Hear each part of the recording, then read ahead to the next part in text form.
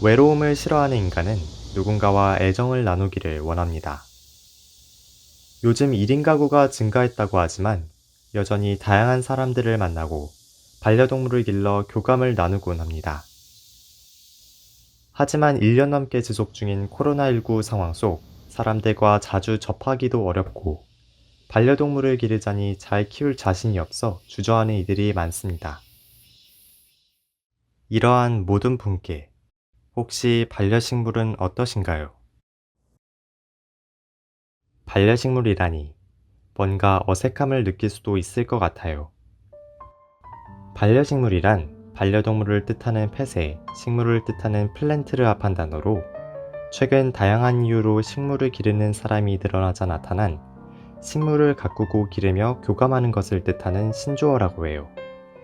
기존 선물용으로 주고받아 기르는 것을 넘어 누군가는 식물이 주는 편안함과 위로를 얻고자, 누군가는 공기정화를 위해, 누군가는 인테리어를 위해, 그리고 누군가는 돌봄의 책임감을 얻게 되어 반려식물을 기른다고 해요. 제각각의 이유로 식물을 기르면서 시간과 정성을 들이고 교감하며 생명의 소중함을 느끼는 과정 속 충분히 반려식물이라고 부를 수 있지 않을까요? 실제로 코로나 이후 식물 기르기에 대한 관심도가 높아지며 반려식물을 기르는 사람이 늘어났다고 해요. 여러 예능에서도 연예인들이 반려식물을 기르는 모습들을 쉽게 볼 수 있답니다. 그렇다고 너무 성대하게 생각할 필요는 없어요. 작은 식물 하나라도 정성을 다할 수 있다면 여러분의 소중한 반려식물이 될 수 있답니다. 저희 엄마도 작년부터 반려식물을 기르는 것에 열중하기 시작했는데요. 예전부터 식물에 관심이 있기도 했고 식물이 자라는 것을 바라보며 얻는 힐링이 좋다고 하십니다. 엄청 많은 수는 아니지만 조금씩 식물을 들여오며 정성스럽게 가꾸어 나가고 계십니다. 지금부터 우리 집의 반려식물 몇 가지를 소개해 드리려고 해요.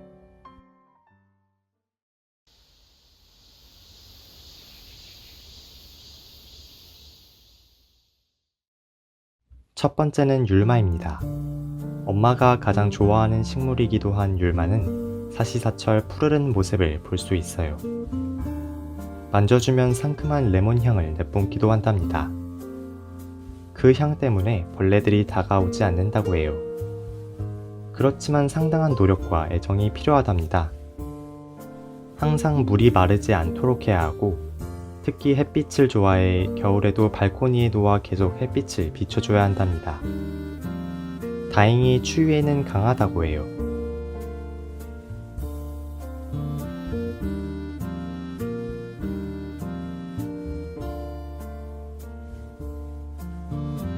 두 번째는 남천이라는 식물입니다.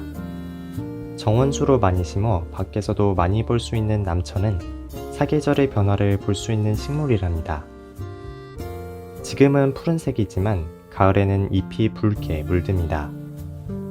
작게 나 있는 저 열매도 가을이 되면 빨갛게 물든 예쁜 모습을 보여준답니다.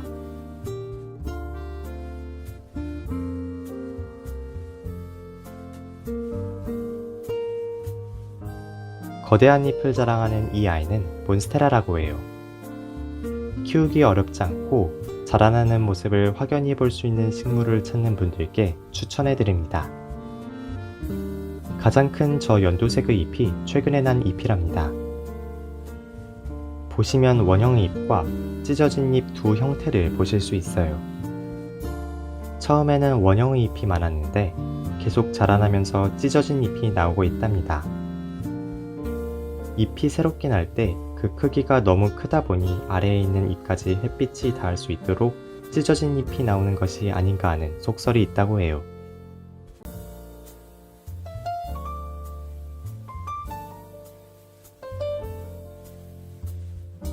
흔히 다육이라고 부르는 다육식물. 종류도 매우 많고 작고 소중한 모습에 매력을 느끼는 이들이 많아 요즘 인기가 높은 식물 중 하나이죠. 엄마도 몇 가지 키우고 계신데 가끔 잎이 떨어져 버리기도 해요. 그런데 떨어진 잎을 버리지 않고 흙 위에 올려두어 계속 키웠더니 새롭게 뿌리를 내린 모습을 볼 수 있었어요. 아래 보이는 작은 식물이 바로 떨어진 잎에서 자라난 아이들이랍니다.